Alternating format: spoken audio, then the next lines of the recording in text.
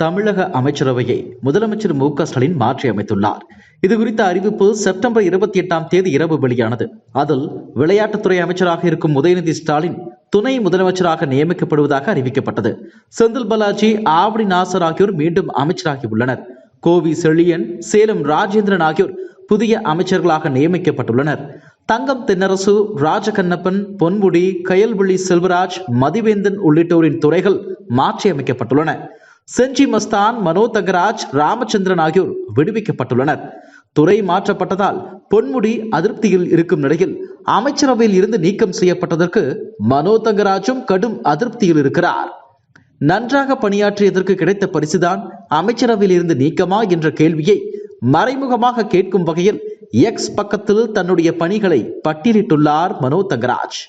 X பக்கத்தில் மனோ தங்கராஜ் எழுதியிருக்கும் பதிவில் 2021 தகவல் தொழில்நுட்பவியல் துறை அமைச்சராக பொறுப்பேற்ற போது தமிழ்நாட்டின் மென்பொருள் ஏற்றுமதி 9.5% என்றிருந்தது. ஒரே ஆண்டில் 2022 16.4%, 2023 25% உயர்ந்தது.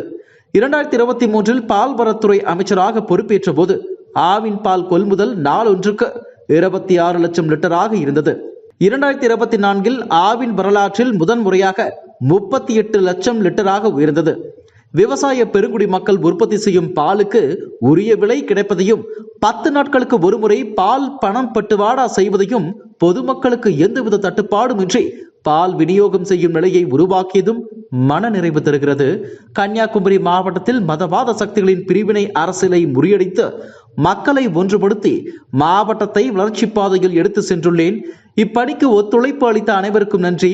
மதவாத பாசிச அரசியலை எதிர்த்து ஜனநாயக அமைப்புகளை பலப்படுத்தி சமூக நீதியை நிலைநாட்ட தமிழ்நாட்டில் எடுக்கப்படும் முன்னெடுப்புகளில் எனது பங்களிப்பு தொடர்ந்து இருக்கும் என எழுதியுள்ளார்.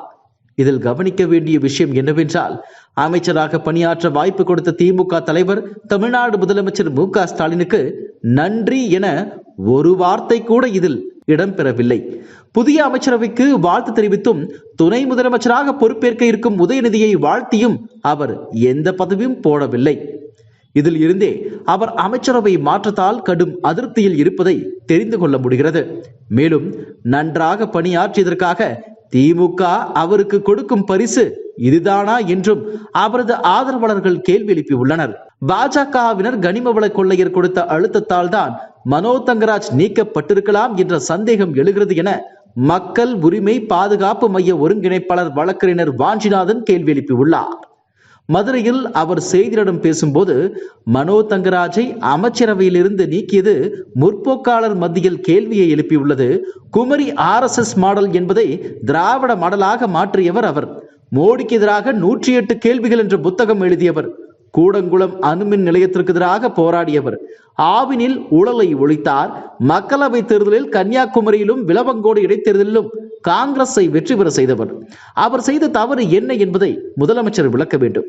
கன்னியாகுமரி நெல்லை பகுதியில் கனிம வளம் கொள்ளையடிக்கப்பட்டு அதானி துறைமுகத்திற்கு கொண்டு செல்வதை எதிர்த்து பெரும்பான்மை குவாரிகளை மூட நடவடிக்கை எடுத்தார். பாஜகவினர் கனிமவள கொள்ளையர் கொடுத்த அழுத்தத்தால் தான் மனோ தங்கராஜ் நீக்கப்பட்டிருக்கலாம் என்ற சந்தேகம் எழுகிறது. மனோ தங்கராஜ் சிறுபான்மையினரின் பிரதிநிதி. நாடார் சமூகத்தை சேர்ந்தவரை நீக்குவதால் அவர்களுக்கான பிரதிநிதித்துவம் தேவையில்லையா என்ற கேள்வியும் எழுகிறது.